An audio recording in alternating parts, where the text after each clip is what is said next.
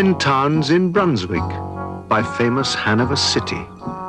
The river Weser, deep and wide, washes its wall on the southern side, a pleasanter spot you never spied. But when begins my ditty, almost 500 years ago, to see the townsfolk suffer so from vermin was a pity. Rats!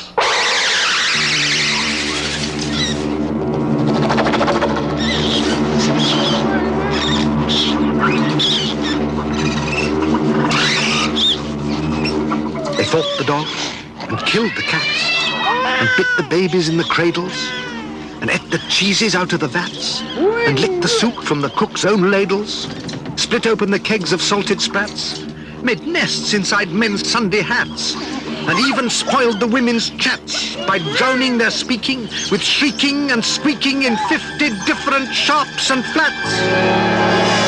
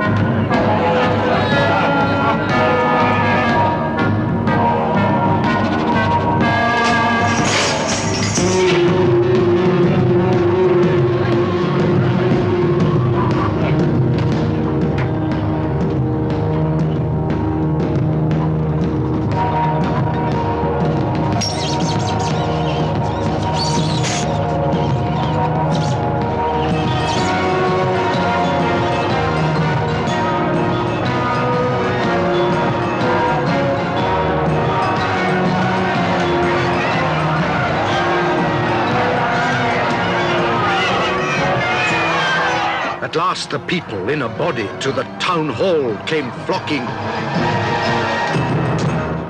"'Tis clear," cried they, "our mayors are noddy, and as for our corporation, shocking, to think we buy gowns lined with ermine for dolts that can't or won't determine what's best to rid us of our vermin. You hope because you're old and obese to find in the furry civic robies. Rouse up, sirs! Give your brains a racking to find the remedy we're lacking, or sure as fate we'll send you packing."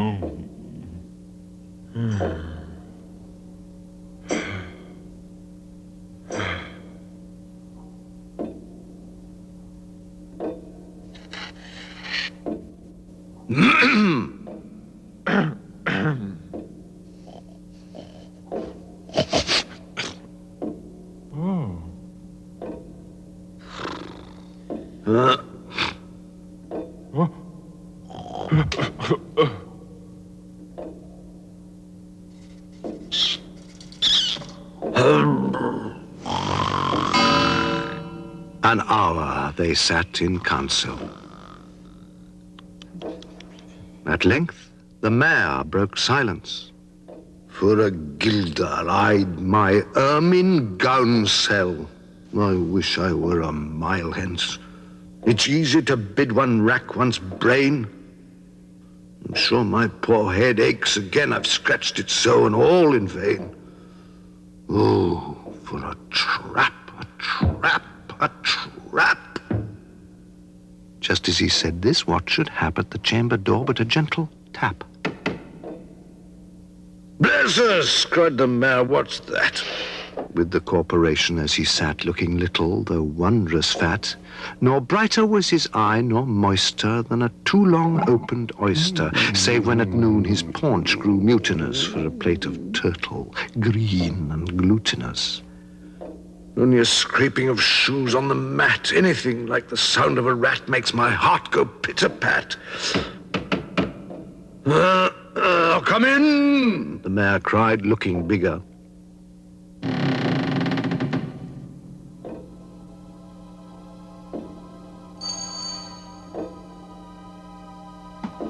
And in did come the strangest figure.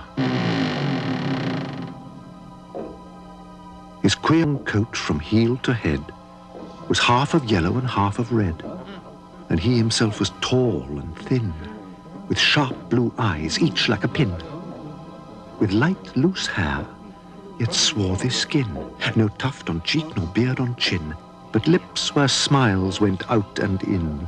There was no guessing his kith and kin, and nobody could enough admire the tall man and his quaint attire. Quoth one, "It's as my great-grandsire, starting up at the trump of doomstone, and walked this way from his painted tombstone." He advanced to the council table, and, "Please, your honours," said he, "I'm able, by means of a secret charm, to draw all creatures living beneath the sun, that creep or swim or fly or run, after me, so as you never saw. And I chiefly use my charm on creatures that do people harm, the mole and toad and newt and viper, and people call me the Pied Piper."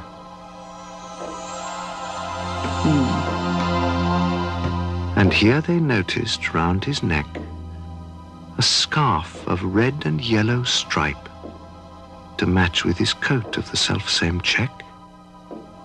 And at the scarf's end hung a pipe. And his fingers, they noticed, were ever straying, as if impatient to be playing upon this pipe, as low it dangled over his vesture so old-fangled. "Yet," said he, "poor piper as I am, in Tartary I freed the cham last June from his huge swarms of gnats. I eased in Asia the nizam of a monstrous brood of vampire bats. And as for what your brain bewilders, if I can rid your town of rats, will you give me 1,000 guilders?" 150,000 was the exclamation of the astonished mayor and corporation.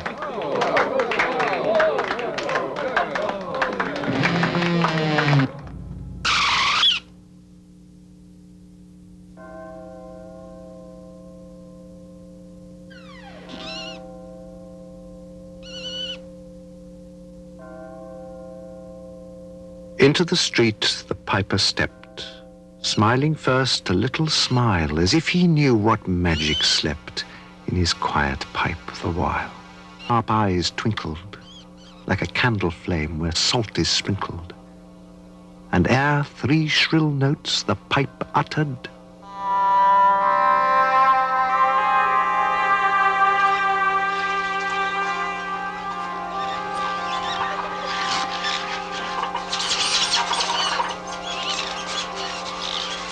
you heard as if an army muttered.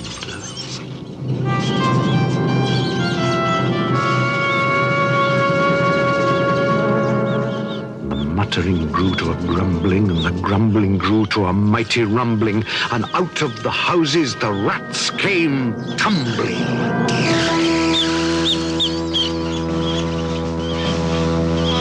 Great rats, small rats, lean rats, brawny rats, brown rats, black rats, grey rats, tawny rats, grave old plodders, gay young friskers, fathers, mothers, uncles, cousins, cocking tails and pricking whiskers, families by tens and dozens, brothers, sisters, husbands, wives, followed the piper for their lives.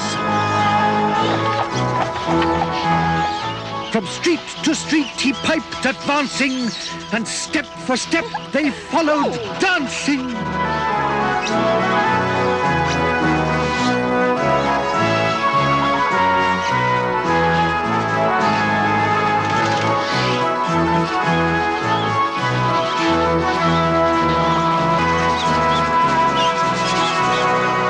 Until they came to the river Visa, wherein all plunged and perished.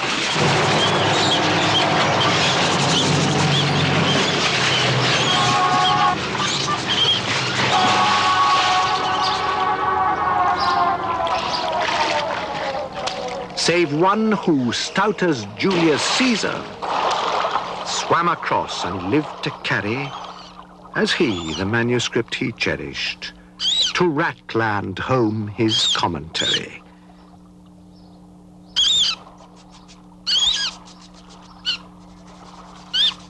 Which was?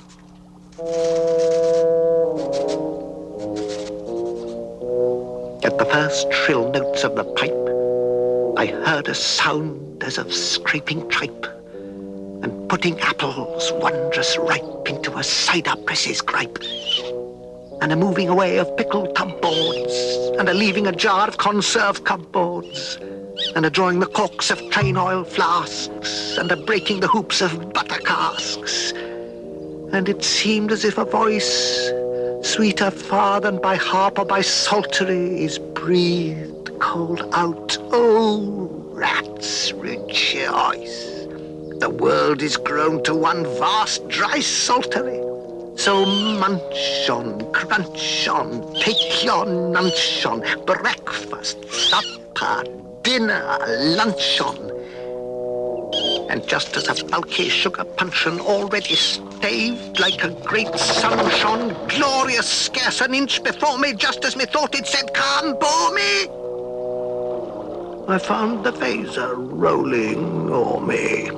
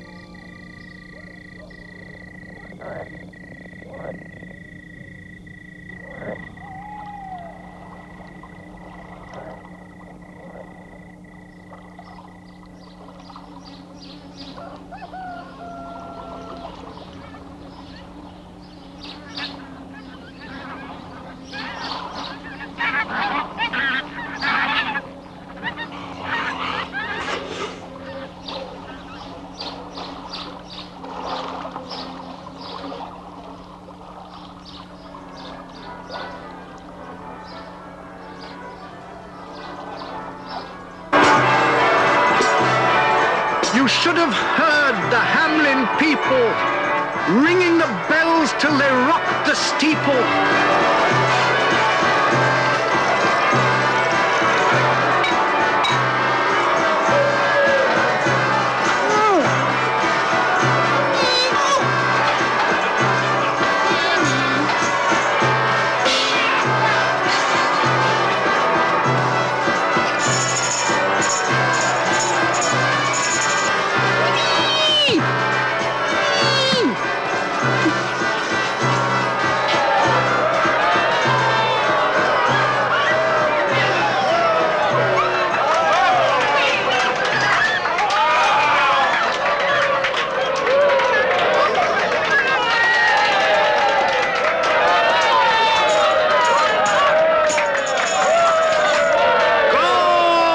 cried the mayor, and get long poles, poke out the nests, and block up the holes.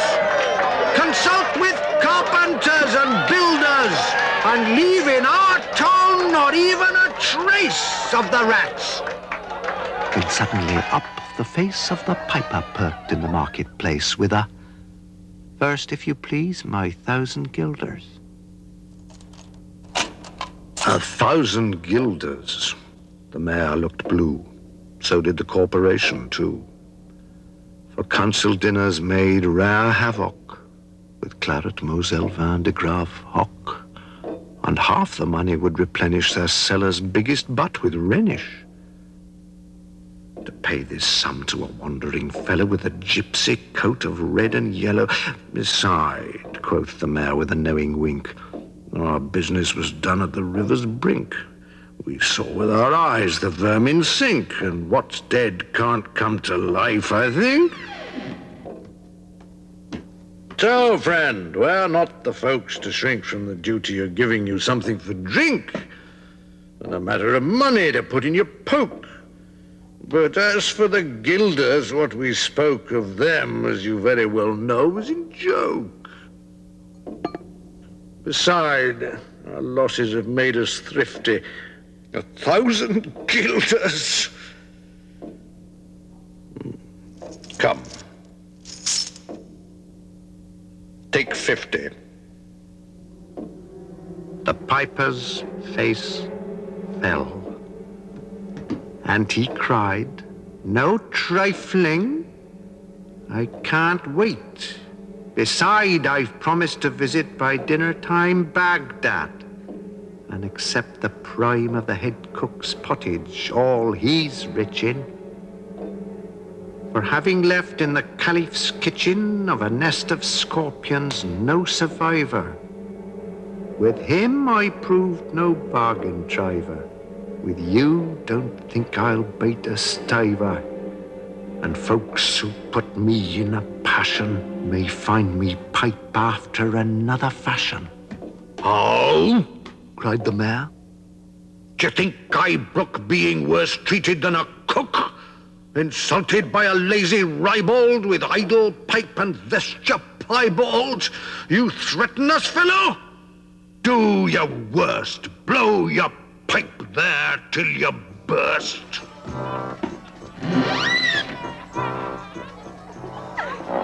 Once more he stepped into the street, and to his lips again laid his long pipe of smooth straight cane. And ere he blew 3 notes, such sweet soft notes as yet musician's cunning never gave the enraptured air.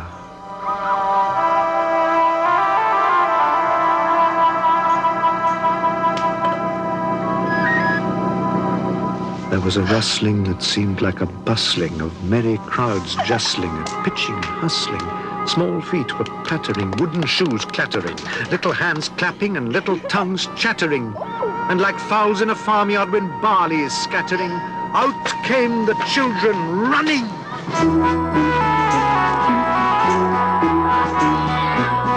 All the little boys and girls with rosy cheeks and flaxen curls and sparkling eyes and teeth like pearls, tripping and skipping ran merrily after the wonderful music with shouting and laughter.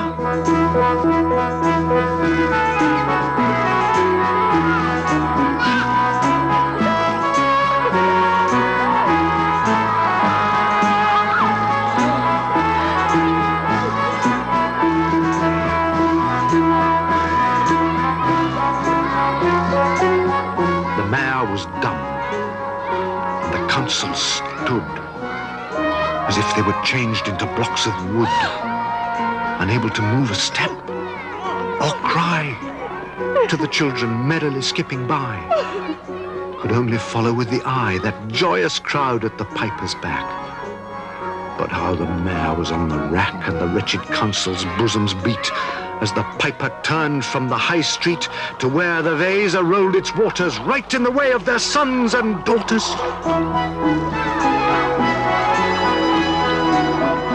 How However, he turned from south to west, and to Koppelberg Hill his steps addressed, and after him the children pressed. Great was the joy in every breast. He never can cross that mighty top. He's forced to let the piping drop, and we shall see our children stop. When lo, as they reached the mountainside, a wondrous portal opened wide, as if a cavern was suddenly hollowed. And the piper advanced, and the children followed.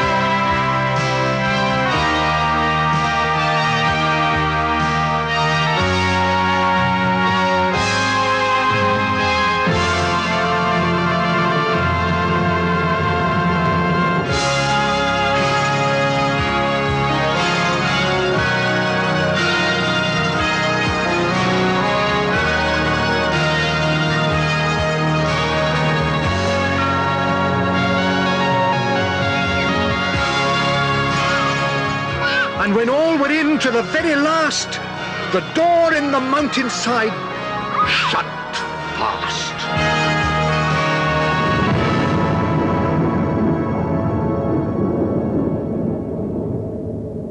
Did I say all?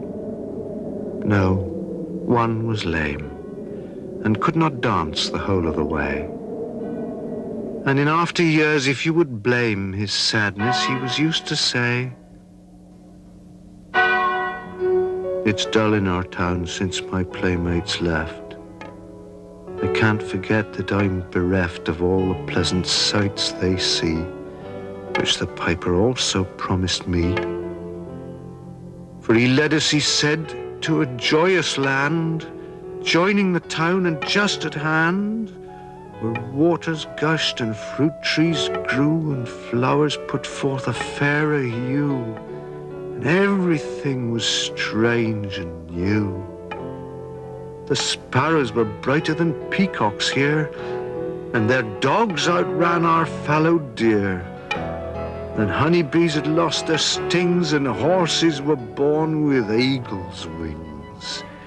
And just as I became assured my lame foot would be speedily cured, the music stopped, and I stood still and found myself outside the hill, left alone against my will, to go now limping as before, and never hear of that country more. Alas, alas for Hamelin. There came into many a burgher's pate a text which says that heaven's gate opes to the rich at as easy rate as the needle's eye takes a camel in. The mayor sent east, west, north, and south to offer the piper by word of mouth, wherever it was men's lot to find him, silver and gold to his heart's content, if he'd only return the way he went and bring the children behind him.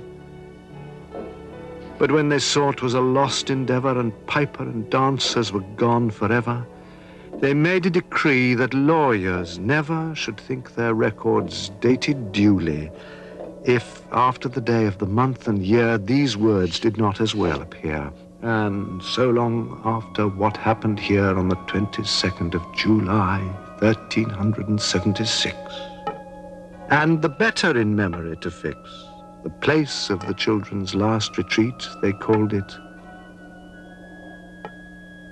the Pied Piper's Street, where anyone playing on pipe or tabor was sure for the future to lose his labor, nor suffered they hostelry or tavern to shock with mirth a street so solemn.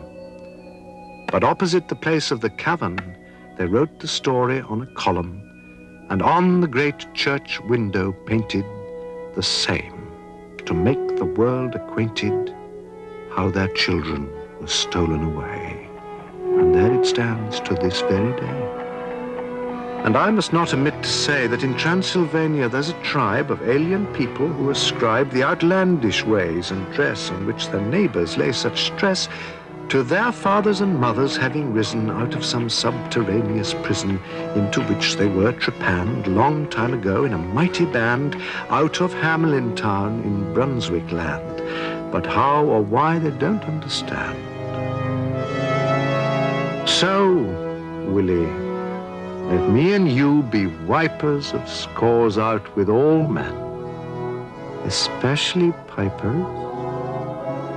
And whether they pipe us free from rats or from mice, if we've promised them aught, let us keep our promise.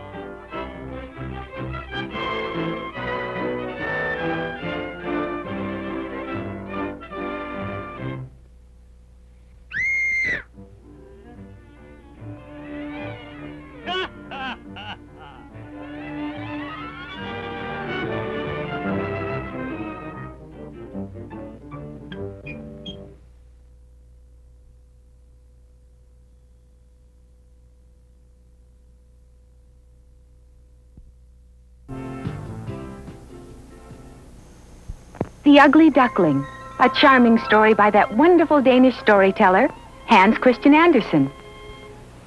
It was summer, and the valley could not have been more pleasant.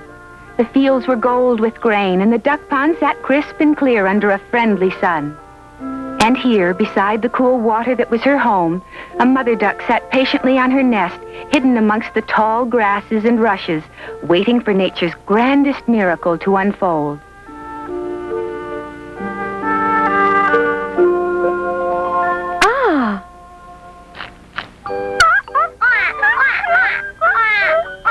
Oh, what cute little ducklings.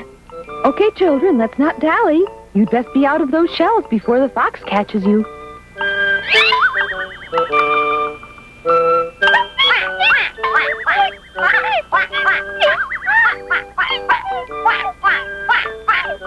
Six little ducklings. My, how precious.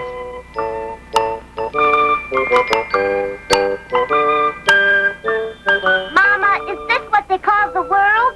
It's so big. Oh, ha-ha, do you think this is the whole world? Why, it is much, much bigger than this. It stretches past the pond, over the church fields, and much, much further. Would you like to see it? Oh, yes. Uh-oh. It seems that not all the eggs had hatched.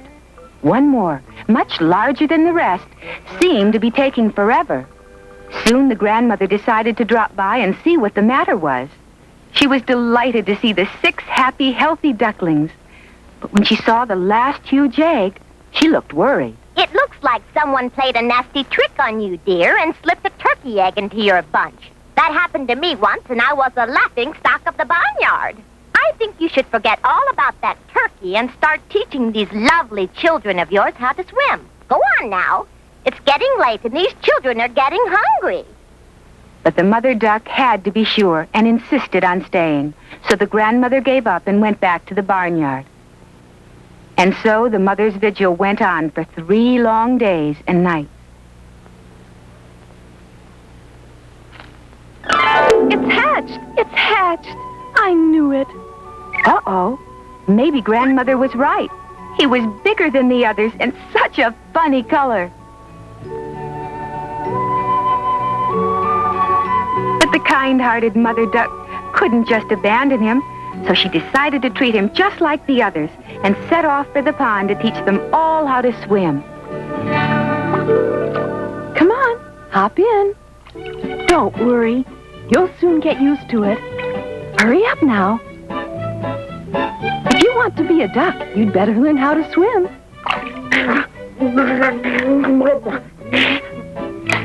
Well, that wasn't so bad now, was it? As a matter of fact, you're quite a good little swimmer. And so the mother duck merrily set about teaching her 7 eager youngsters the proper way to swim. Okay, and now it's time to practice our walking. Okay, now follow me. 1, 2, flap, flap. 1, 2, flap, flap. 1, 2, flap, flap. 1, 2, flap, flap. 1, 2, flap, flap. 1, 2, flap, flap. 1, 2, flap, flap. 1, 2, flap, flap. 1, 2, flap, flap. 1, 2, flap, flap. 1, 2, flap, flap. 1, 2, flap, flap. Hey, look at this, will you? You can't tell one of these feather dusters from the other. Uh-oh, what's this? What a strange-looking bird. Hey, you sure you belong here? You sure you didn't escape from a circus or something? Come on, what's your story?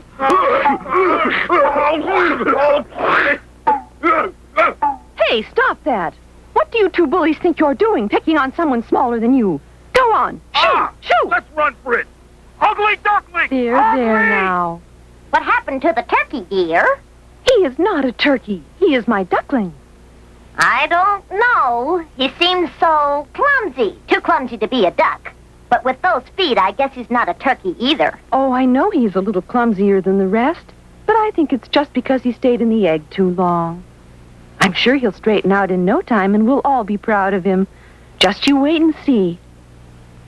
But despite his mother's faith, the little ugly duckling continued to be teased by all the animals in the barnyard.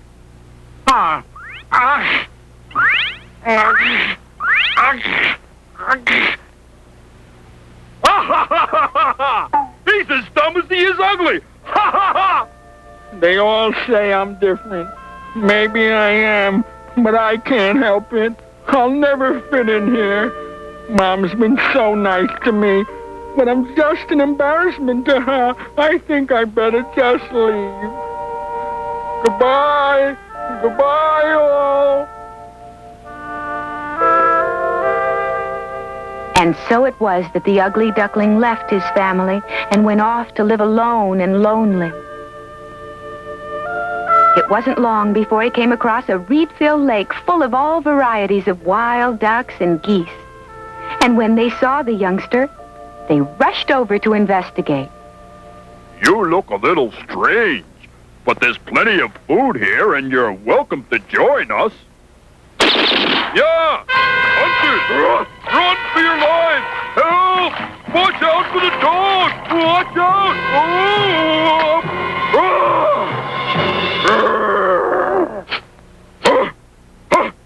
What am I doing wasting my time on a runt like this?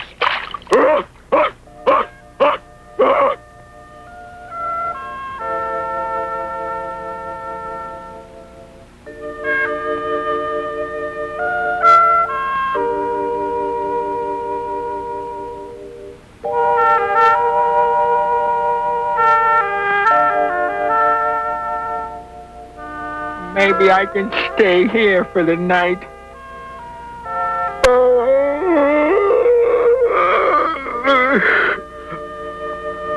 Hey, are you gonna sleep there? Huh? It gets pretty chilly around here at night. Why don't you stay with me? Oh, thank you.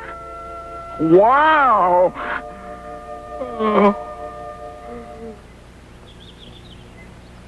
Good morning, Chickie. Time for my breakfast egg. Huh? My, this is quite a surprise. Duck eggs have always been one of my favorites. The nearsighted old lady had mistaken the ugly duckling for a female. So in hopes of receiving a delicious duck egg every morning, decided to keep the youngster. But day after day went by, and still no eggs.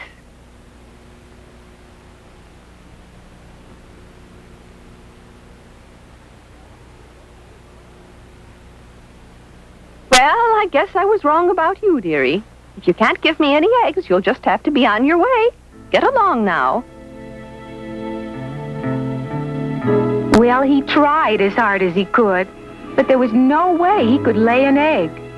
So once more he was on his own.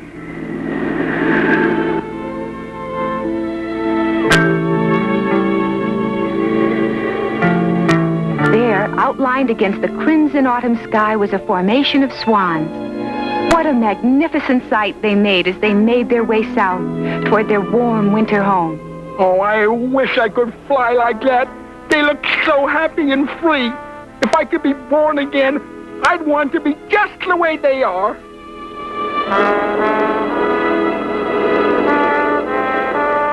But the poor little duckling's dreams were soon blown away by the first chilly blasts of winter. He had no choice but to spend those freezing months all alone in the marsh. He spent most of his time, night and day, just swimming around in circles, trying to keep the marsh from freezing over completely. If it did, he would surely starve to death. But try as he might, the ice moved in closer and closer, till he had barely enough room to turn around in.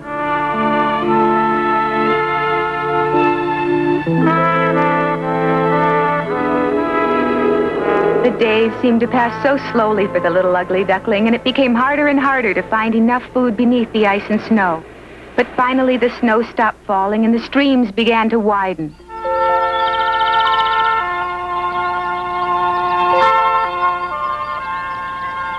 It was spring, and the woods and valleys were once more full of life.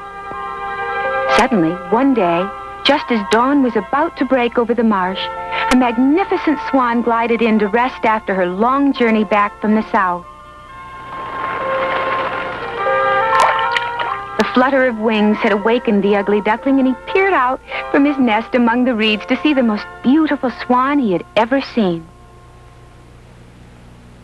I don't care if she does laugh at me and call me an ugly duckling. I just have to have a closer look. And so he paddled out with his head bowed in embarrassment, just waiting for her laughter and teasing. But what is this? Can you imagine his surprise when he looked down and found another beautiful swan where his own reflection should have been? Why, it is me. How do you do? I haven't seen you around here before. We've all just returned from our southern home. Why don't you come over and I'll introduce you? Okay. And so you see, the ugly duckling wasn't a duck at all. He was a very handsome swan, and all of his hardships and trials were soon forgotten as he soared up to meet the morning sun with his newfound friend.